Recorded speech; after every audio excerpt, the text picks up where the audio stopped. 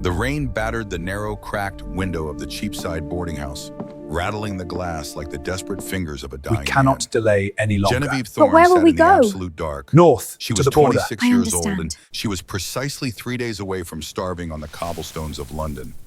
She did not weep. Tears were a luxury of the rich, a damp indulgence for those who had fires to dry their faces before. Genevieve had no fire.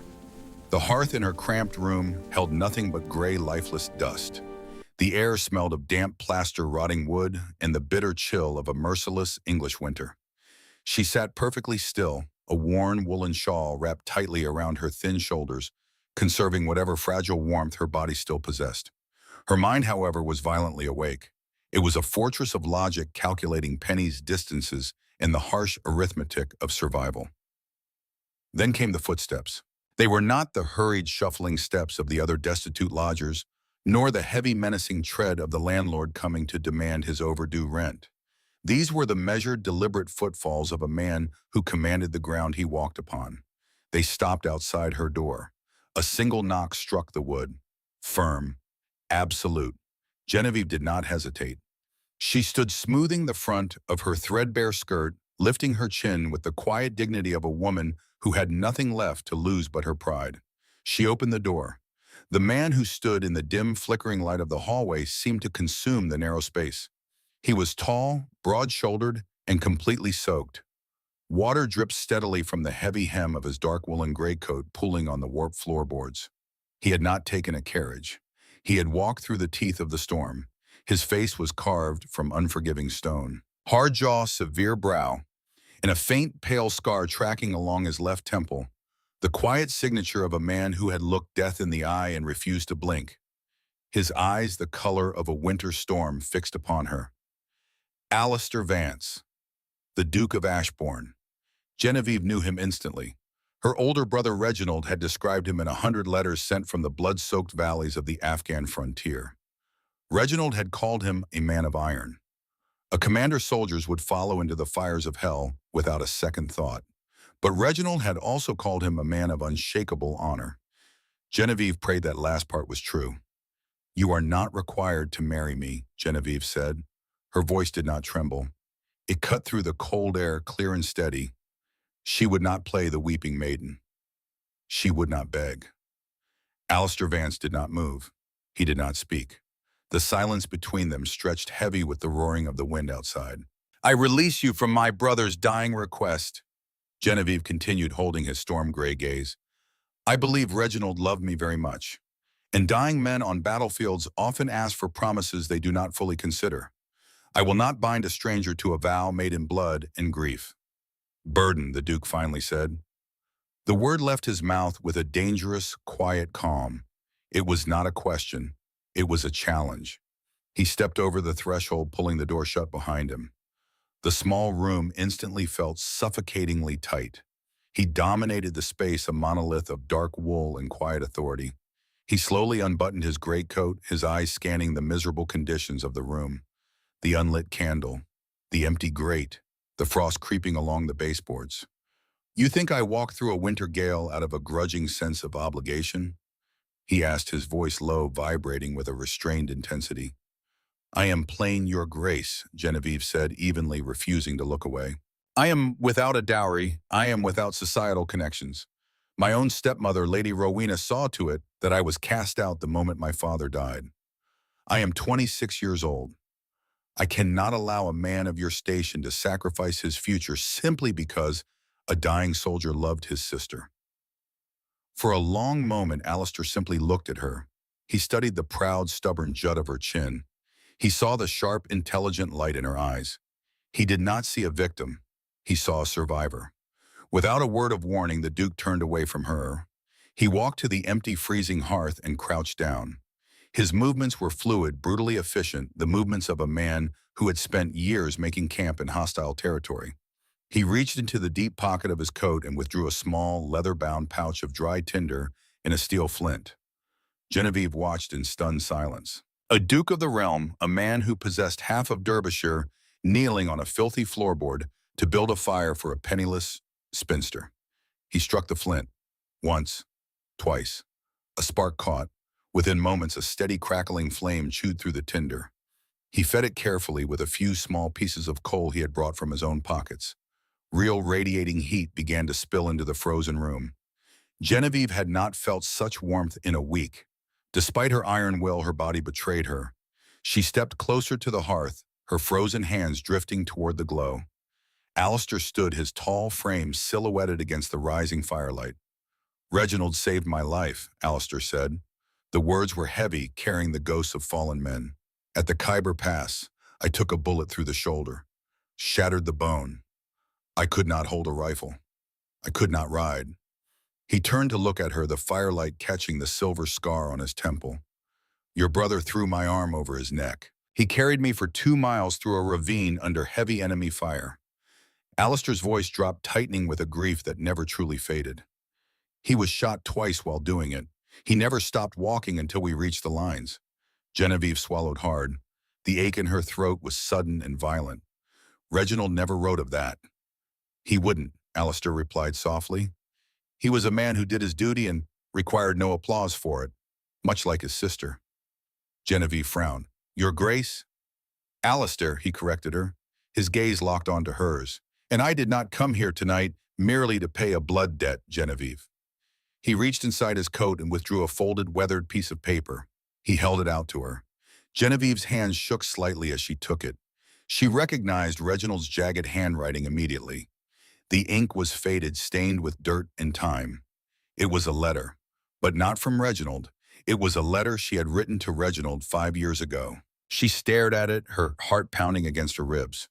It was a dense, heavily detailed analysis of the East India Company's shipping routes, cross-referenced with agricultural yields, and a critique of John Stuart Mill's essays on liberty and economic independence. It was the letter of a strategist, the letter of a financial mind. He kept it in his breast pocket, Alistair said quietly.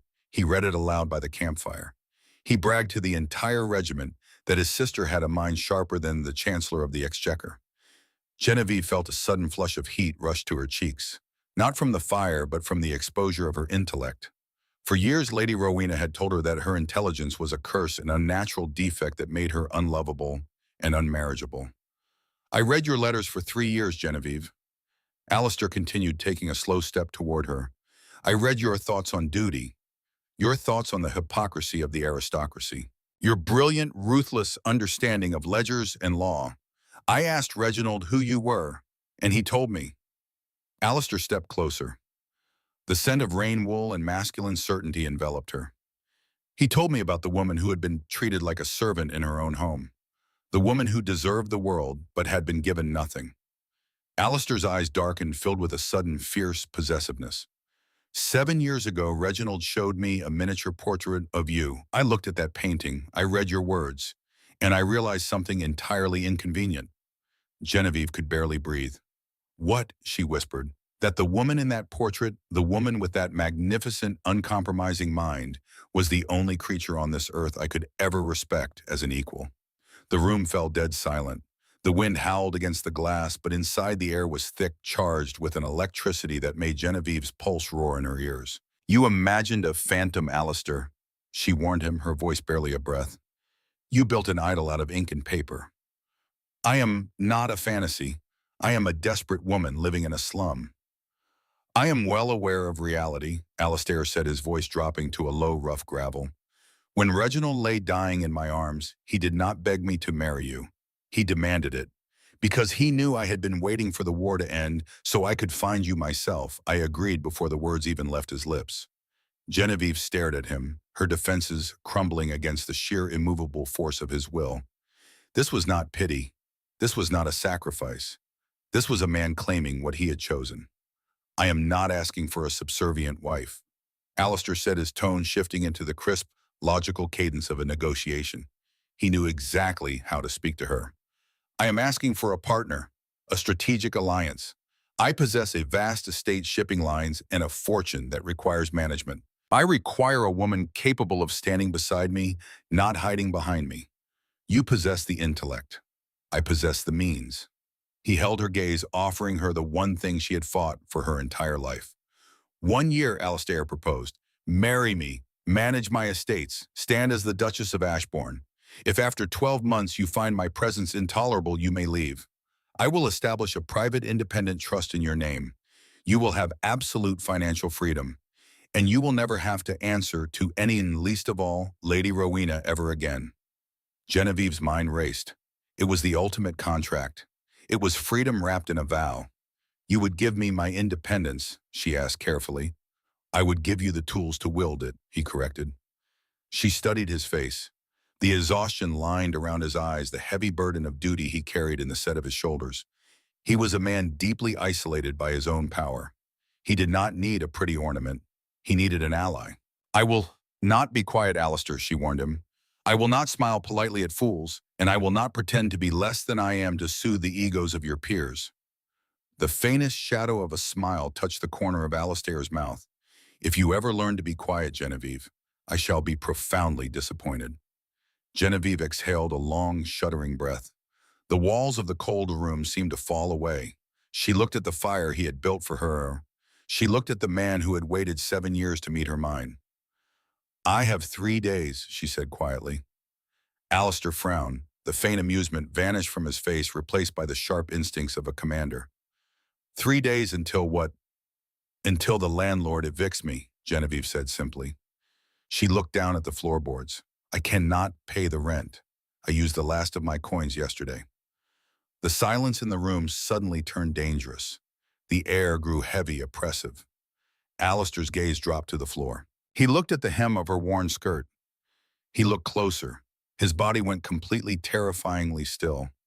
Genevieve shifted uncomfortably, pulling the hem of her skirt down. But it was too late. He had seen. Alistair moved. He did not ask permission. He dropped to one knee before her, right there on the filthy, damp wood. His large, calloused hands reached out and gently lifted the hem of her woolen skirt. Genevieve closed her eyes, humiliation burning the back of her throat. Her feet were bare.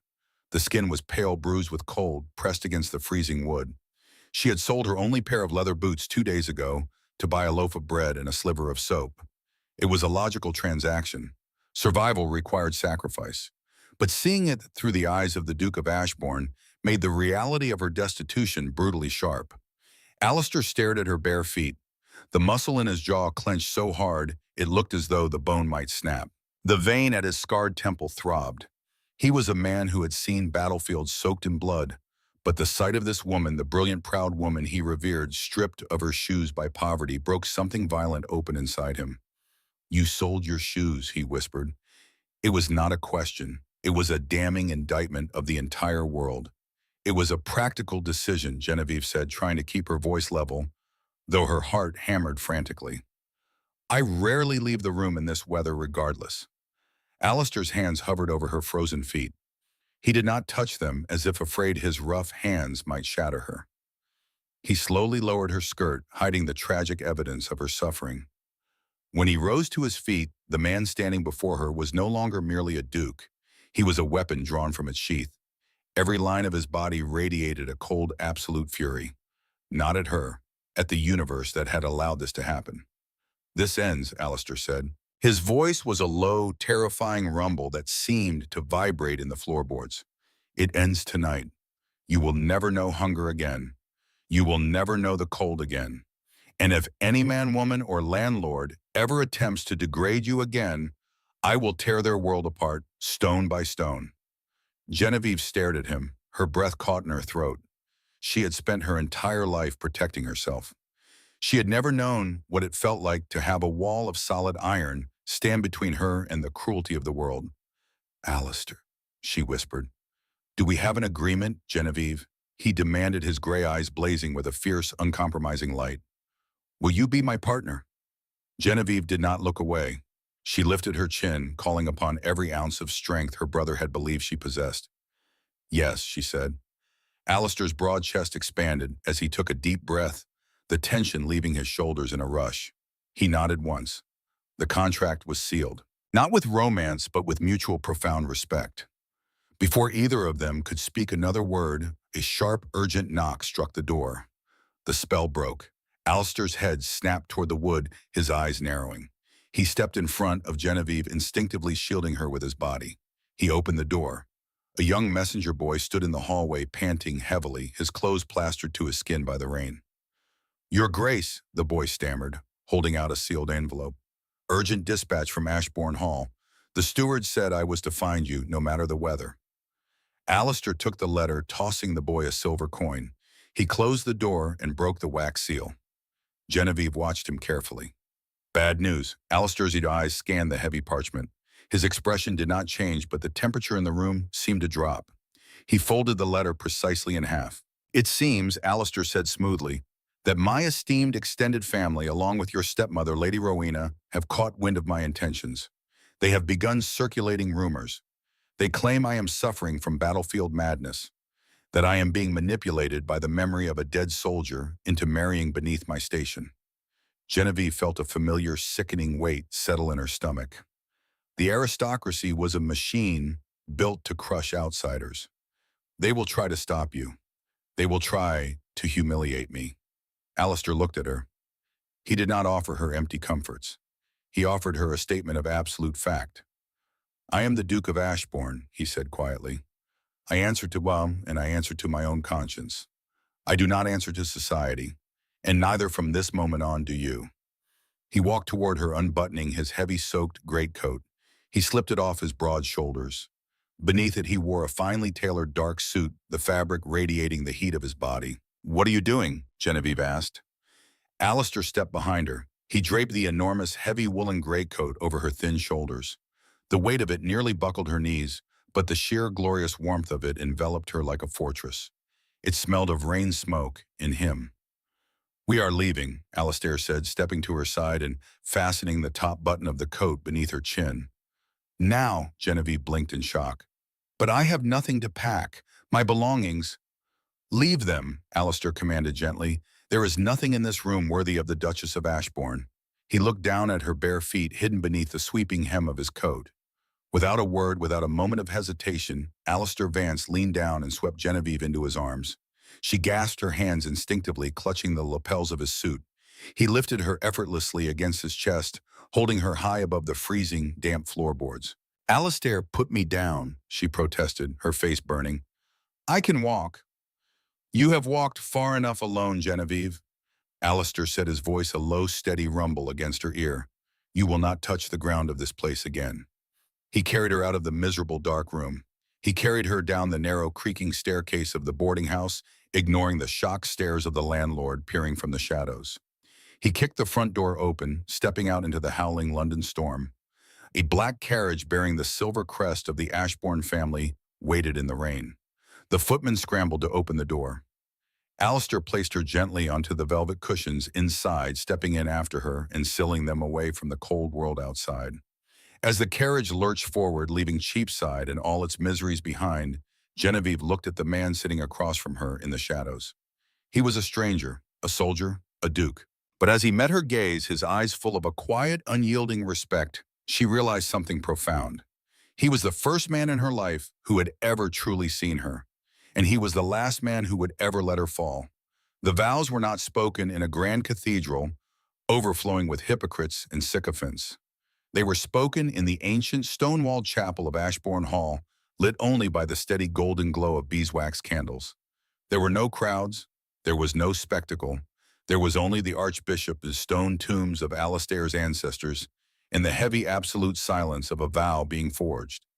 Genevieve stood tall. She wore a gown of heavy, unadorned ivory silk. It lacked the frivolous lace and diamonds favored by London society. It looked like armor. Around her neck rested the Ashbourne sapphires, cold and heavy, a chain of history that she bore with unblinking dignity. Alistair stood beside her. He did not wear the ceremonial robes of a duke. He wore the dark, severe cut of a gentleman, his posture rigid with the discipline of a veteran. When he took her hand, his skin was warm, calloused, and impossibly steady. With this ring, Alistair said, his voice echoing in the hollow stone chamber. It was a low, resonant command that left no room for doubt. I thee wed. He slid the heavy band of antique gold onto her finger. It fit perfectly. Genevieve looked up into his storm-gray eyes. She did not see a captor. She saw an ally. She repeated the vows, her voice clear, refusing to tremble. When the Archbishop declared them bound by law and God, Alistair did not pull her into a desperate embrace. He lifted her veil, his knuckles grazing her cheek with a reverence that stole the breath from her lungs. He kissed her. It was brief, firm, and carried the weight of a blood oath. They were partners. The contract was sealed. 3 weeks later, the true nature of that partnership began to reveal itself. Ashbourne Hall was not merely a house. It was a machine. An empire of stone timber and 10,000 acres of tenant farmland. It required a general to run it. For years, while Alistair bled in foreign valleys, the estate had been left to the hands of stewards and lawyers. On her third morning as Duchess, Genevieve did not ask for a tour of the rose gardens. She did not ask to see the fashion plates from Paris. She walked into Alistair's private study, a massive oak-paneled room smelling of leather, tobacco, and old paper. Alistair was at his desk reviewing a stack of dispatch reports. He looked up as she entered. "I require the keys to the estate ledgers," Genevieve said simply. Alistair set his pen down. He leaned back in his leather chair, his eyes narrowing slightly in quiet study. "The ledgers span 40 years, Genevieve. They are a labyrinth of tenant law, agricultural yields, and shipping tariffs. My stewards complain of headaches whenever they open them." "Your stewards are inefficient," Genevieve replied, stepping toward the desk. "I spent 5 years balancing the imaginary books of the East India Company from a boarding house room, Alistair. I wish to see the real ones." Alistair held her gaze for a long moment. He did not patronize her. He did not tell her it was a man's work. He reached into his waistcoat, unhooked a heavy iron ring, holding a single brass key, and slid it across the polished mahogany. "The archives are in the West Wing," he said. "Show them no mercy." For the next 2 weeks, the Duchess of Ashbourne practically vanished into the archives. She surrounded herself with towers of leather-bound books, her fingers stained with black ink, her mind operating with the ruthless precision of a military tactician. Late one evening, the fire burning low in the study, Alistair walked in carrying 2 crystal glasses and a decanter of aged brandy. He found his wife sitting on the rug surrounded by scattered documents, her brow furrowed in deep concentration.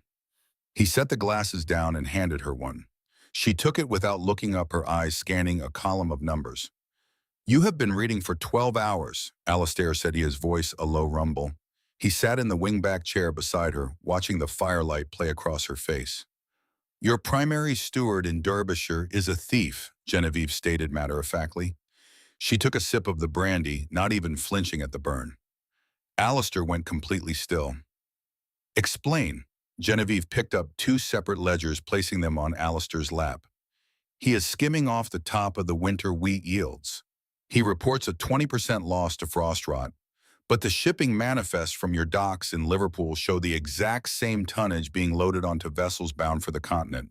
He is selling the ruined grain privately and pocketing the gold. He has been doing it for 3 years. It has cost you roughly £4,000. Alistair stared at the numbers. He was a master of troop movements and artillery arcs, but the quiet, bloodless theft of a ledger had evaded him. He looked at Genevieve. She had found it.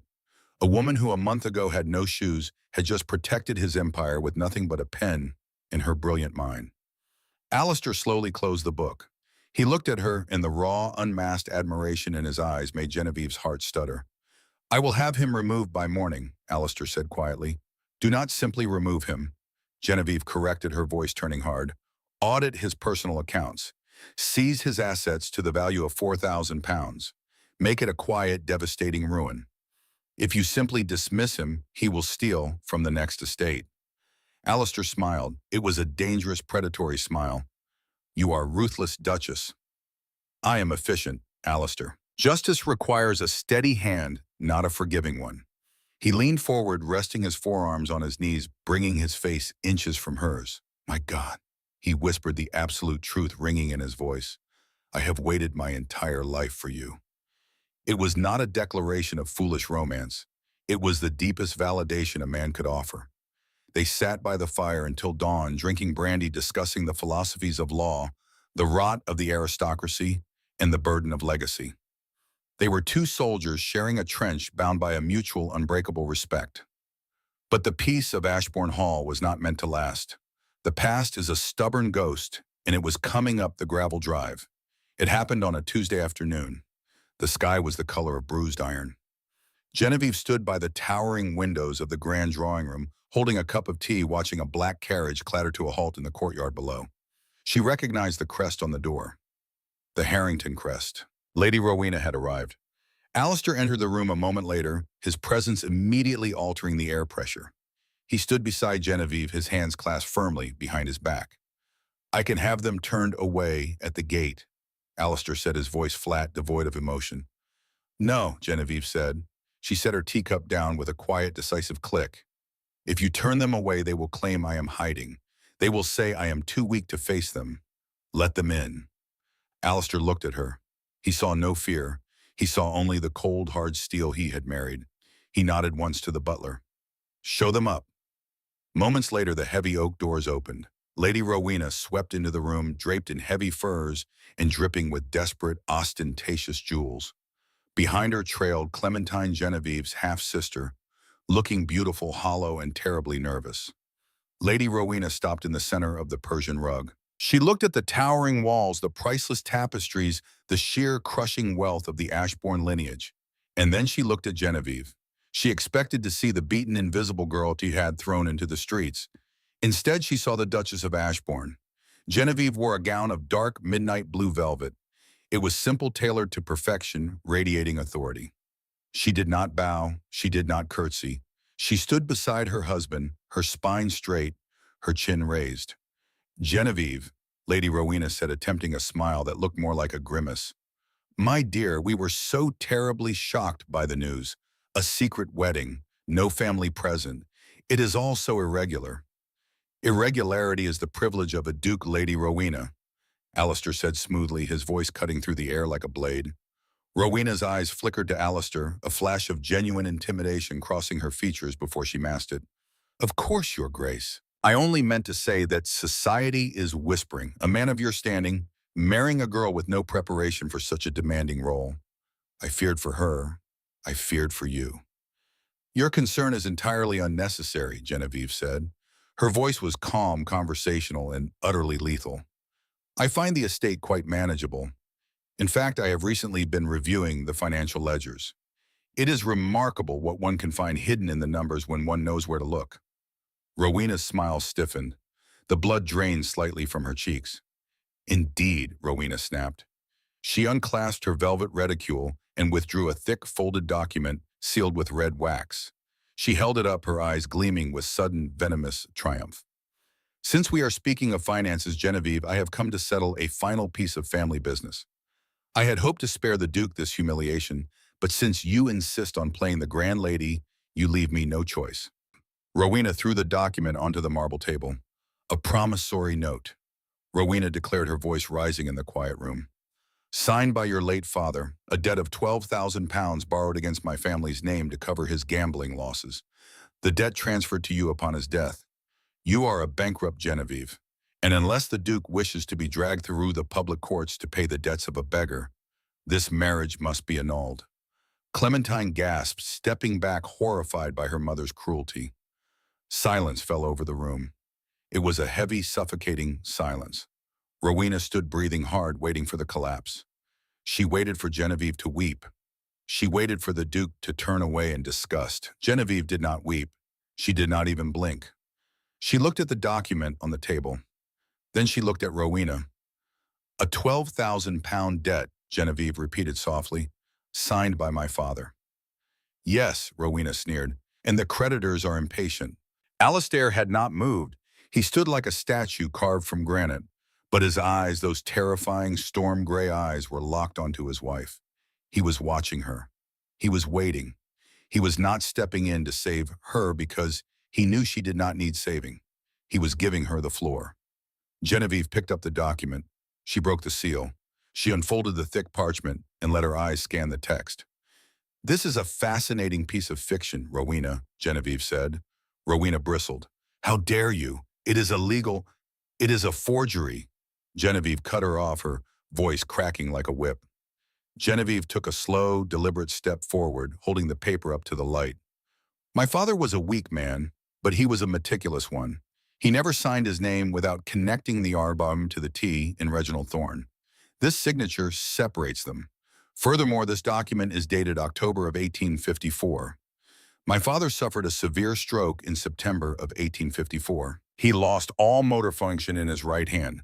He could not even hold a spoon, let alone sign a legally binding promissory note in perfect copperplate script. Rowena's face went paper white. Her jaw slackened. Genevieve dropped the forged document back onto the marble table. You brought a clumsy lie into my home, hoping to extort my husband and destroy my name. You relied on the assumption that because I was poor, I was stupid. That was your final fatal mistake. Alistair stepped forward. The movement was slow, deliberate, and terrifying. He placed his hand on the small of Genevieve's back, a gesture of absolute unity, a physical manifestation of an unbreakable alliance. He looked at Lady Rowena. The Duke of Ashbourne did not raise his voice. He did not need to. The quietness of his tone was far more deadly than a shout. My wife is the Duchess of Ashbourne, Alistair said. The words fell like iron anvils onto the floor. Her mind is worth more than your entire lineage. Her honor is unquestionable. Yours, however, has just evaporated. Rowena took a trembling step backward. Your Grace, I assure you I was misled by the solicitors. Silence, or The word cracked through the room, silencing Rowena instantly. Alistair reached into his own coat. He withdrew a small, neat file of papers and tossed it onto the table next to the forgery. While my wife has been reviewing the estate ledgers, Alistair said, his eyes drilling into Rowena's soul, I have had my solicitors reviewing yours. Rowena's breath hitched. Clementine let out a small sob, burying her face in her hands.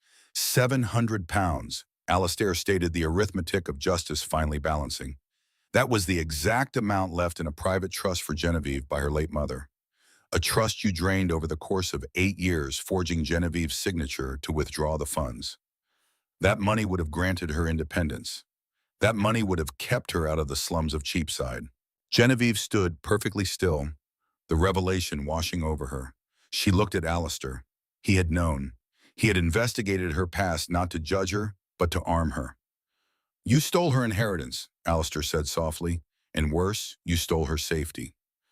It was my right, Rowena shrieked, the facade of aristocracy completely shattering, leaving only the desperate, ugly greed beneath. Her father left me with nothing. The estate was mortgaged. I took what I was owed to survive. You took what belonged to the woman standing beside me, Alistair corrected, his voice dropping an octave. And now the reckoning has arrived.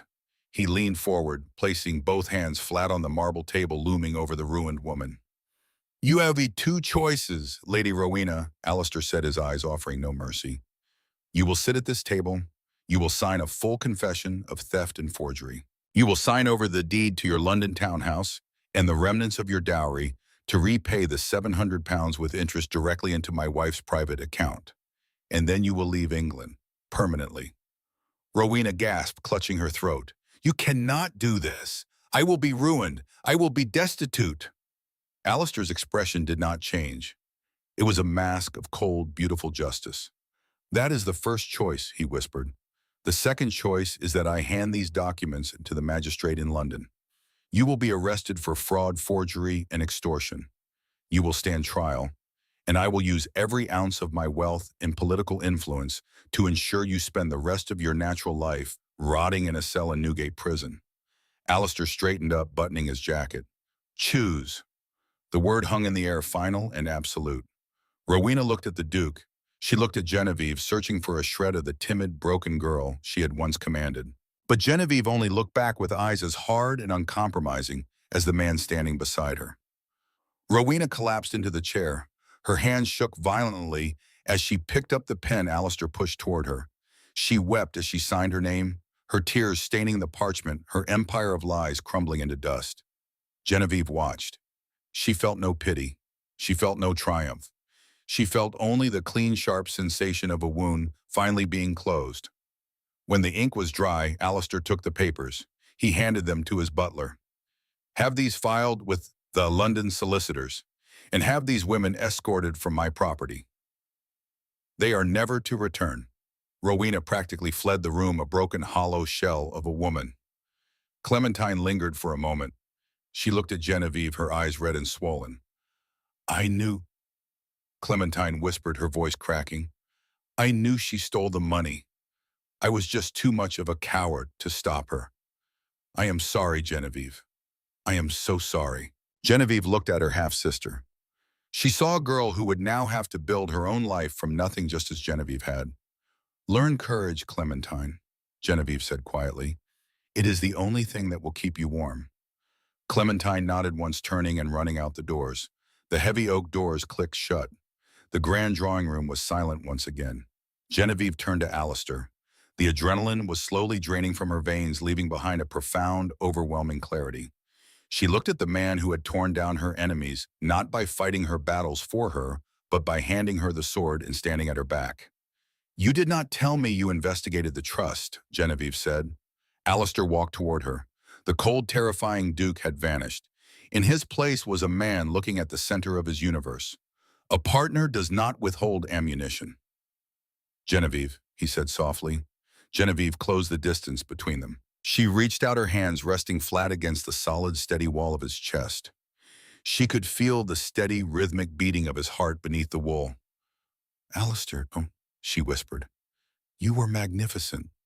He breathed, his hands coming up to cup her face, his thumbs gently tracing the line of her cheekbones. "I watched you tear her to pieces with nothing but logic. You are the most terrifying, brilliant creature I have ever known." Genevieve looked up into his eyes. The contract between them had been for 1 year. 1 year of protection, 1 year of duty, and then she could walk away with her wealth and her freedom. She had her wealth now. Her enemy was destroyed. She was legally free to demand her independence. Genevieve reached up and gripped his wrists. "The contract," she said, her voice trembling for the first time. "The agreement we made in Cheapside. 1 year." Alistair went completely still. A shadow of agony flickered across his eyes. The fear of a man who had won the war but was about to lose the prize. He swallowed hard. "You have your money, Genevieve. You have your justice. If you wish to leave, I will honor my word. I will let you go." "I am breaking the contract," Genevieve said. Alistair stopped breathing. Genevieve stepped into him, wrapping her arms around his neck, burying her face into the collar of his shirt. "I am breaking it," she whispered fiercely against his skin. "Because 1 year is not enough. 10 years is not enough. I want the rest of my life. I want you." A ragged, desperate sound tore from Alistair's throat. The man of iron shattered. He crushed her against his chest, his arms wrapping around her like steel band, burying his face in her hair. He held her as if she were the only thing anchoring him to the earth. "Genevieve." He choked out, the absolute devotion in his voice breaking her heart and healing it all at once. "My wife, my life." There in the quiet grandeur of Ashbourne Hall, the ghosts of the past were finally laid to rest. The ledger was balanced. The alliance was forged in stone. They were equals, they were partners, and they were home. The winter broke. The snows that had buried Ashbourne Hall began to melt, revealing the dark, fertile earth of Derbyshire beneath. Inside the great stone walls, a different kind of thaw had taken place. The Duke of Ashbourne and his Duchess did not live as aristocrats. They lived as architects. Together they dismantled the rot that had plagued the estate during Alistair's years at war. Genevieve's mind was a blade slicing through decades of mismanagement, while Alistair's absolute authority enforced her every decree.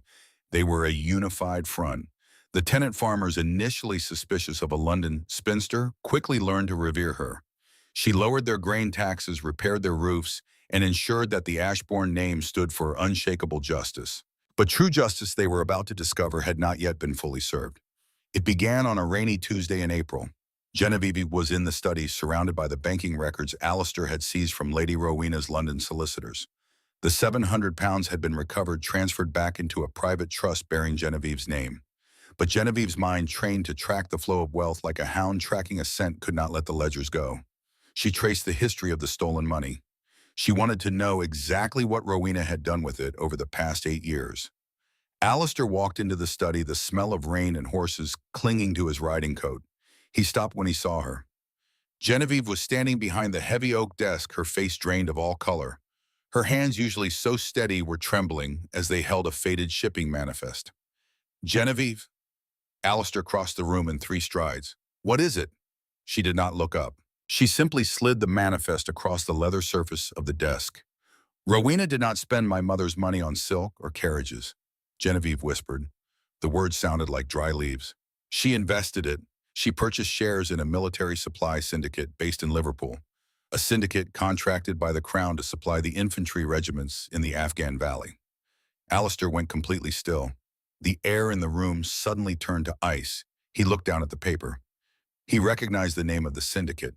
He recognized the dates. "They supplied my regiment," Alistair said. His voice was entirely hollow. Genevieve looked up, her eyes bright with a horrifying realization. "Alistair, I cross-referenced the syndicate's financial returns once with the supply logs Reginald sent me in his letters. The syndicate was skimming. They took the Crown's gold, but they shipped half the required ammunition. They shipped rotted grain. They shipped defective rifles." Alistair stared at the ink on the page. "The night we were ambushed at the Khyber Pass," Alistair said slowly, his voice dropping to a terrifying deadly register, "Reginald's rifle jammed. The firing pin snapped. We were overrun because we ran out of powder." The silence that followed was deafening. It was the sound of a world shifting on its axis. Lady Rowena had not just stolen Genevieve's future. For the sake of a 20% dividend, her syndicate had starved the British line. They had stripped the ammunition from the hands of the soldiers. Lady Rowena's greed had killed Reginald Thorne. Genevieve watched the man she loved. She saw the Duke vanish, replaced entirely by the veteran. The scar on his temple stood out stark white against his skin. The ghost of the Khyber Pass stood in the room with them, bleeding and demanding a reckoning. Genevieve did not offer him platitudes. She did not tell him to be calm. She walked around this desk, picked up the iron key to the estate safe, and placed it in his hand. "Burn them to the ground, Alistair," she said softly. Alistair looked into his wife's eyes. He saw the same ruthless, uncompromising honor that had kept him alive on the battlefield. He pulled her against him, burying his face in her hair for one brief grounding second. "I will return in 3 days," he swore. He left for London within the hour. Alistair Vance did not ride to the capital with a pistol or a sword. He rode with the Ashbourne lawyers, the ledgers Genevieve had meticulously compiled in the absolute terrifying wrath of a Duke of the realm. He bypassed the magistrates. He went directly to the Ministry of War. He laid the ledgers on the polished mahogany table of the Secretary of State. He did not yell. He spoke with the cold, precise articulation of a commander ordering an artillery strike. He detailed the treason. He proved the skimming. He tied the Liverpool syndicate directly to the deaths of 400 British soldiers at the Khyber Pass. When the syndicate's directors attempted to use their wealth to shield themselves, Alistair used his. He bought their debts overnight and called them in. He froze their assets through the House of Lords. He trapped them in a web of their own making. Within 48 hours, the syndicate was dismantled. The directors were stripped of their titles, their estates seized by the Crown, and the men responsible for the defective rifles were locked in the lowest, darkest cells of the tower, awaiting trial for high treason.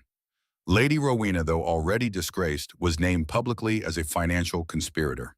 Whatever fragments of her social standing remained were utterly annihilated. She was a pariah cursed by every mother who had lost a son in the war. Justice was not merely served, it was carved into the stone of London. When Alistair returned to Ashbourne Hall, it was nearing midnight. The rain had washed the courtyard clean. He walked through the heavy front doors, handing his wet coat to the butler in silence. He was exhausted. The phantom weight of Reginald's body, which he had carried on his conscience for 7 years, was finally gone. He walked up the grand staircase and entered their private chambers. The room was lit by the soft glow of the hearth. Genevieve was waiting for him.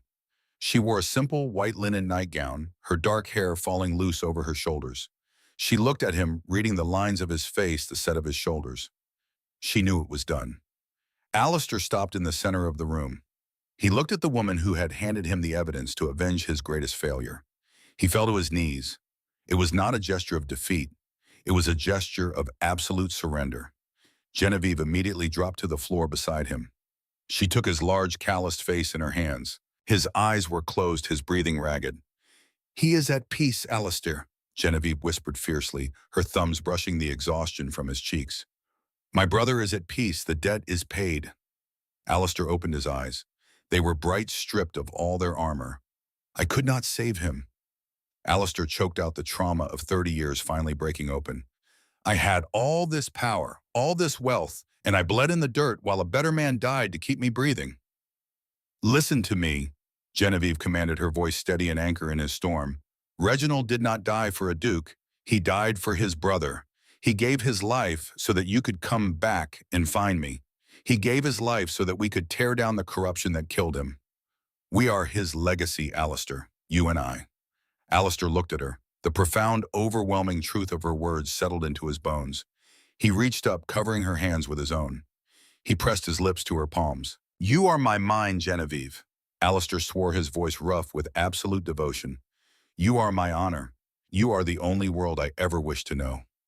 He swept her into his arms, rising to his feet and carrying her toward the heavy mahogany bed. There was no hesitation left between them. The contract of convenience had been burned. The ghosts of the past had been buried. What remained was a partnership forged in fire, sealed by intellect and bound by a love so deep it defied language. In the quiet darkness of Ashbourne Hall, the Duke and his Duchess finally laid down their armor. They chose each other, completely, irrevocably.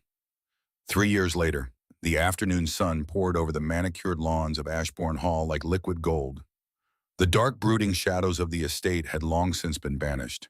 The heavy windows were thrown open to let in the breeze carrying the scent of blooming white roses and damp earth. Genevieve sat in the shade of a massive ancient oak tree, a thick volume of political philosophy resting open on her lap. She wore a dress of light, breathable cotton. Her hand rested gently on the swell of her stomach. Their second child was due before the winter snows. Mama, Genevieve looked up. A small boy, no more than 2 years old, was running across the grass with terrifying speed. He had a shock of dark hair and storm-gray eyes that missed absolutely nothing. Arthur, mind the rose bushes, Genevieve called out, a smile playing at the corners of her mouth. Arthur ignored the warning entirely, barreling straight toward a line of hedges. Before he could plunge into the thorns, a massive hand scooped him up by the back of his linen shirt, lifting him effortlessly into the air. Arthur squealed with delight. Alistair Vance, the Duke of Ashbourne, settled his son onto his broad shoulders. The gray at Alistair's temples had deepened, but the harsh, severe lines of his face had softened. He looked like a man who had fought a war against the world and finally won. Alistair walked over to the oak tree and sat down on the grass beside his wife. He carefully lowered Arthur to the ground, handing the boy a smooth wooden block to occupy his hands. Alistair leaned back against the trunk of the oak, stretching his long legs out. He reached over, taking Genevieve's hand and interlacing his fingers with hers. His thumb brushed the heavy gold band on her ring finger. The stewards sent the quarterly reports, Alistair murmured, closing his eyes against the warm sun. The winter wheat yield is the highest it has been in 4 decades.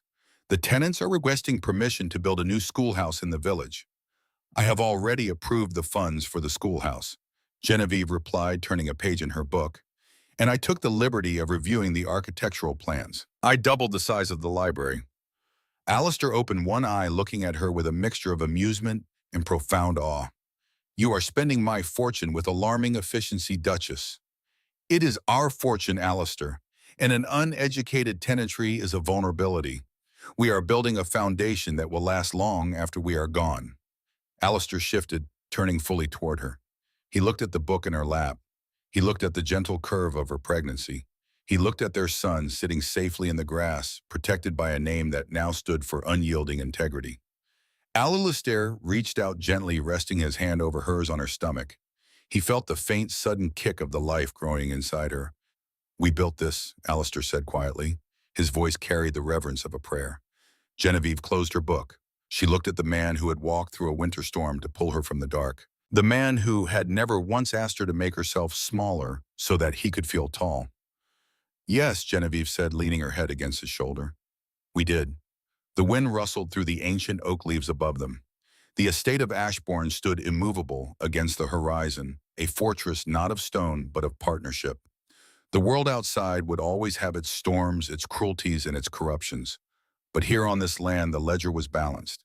The honorable thrived, and the legacy of a brilliant woman and her unyielding duke would echo through the generations, forever safe and forever victorious.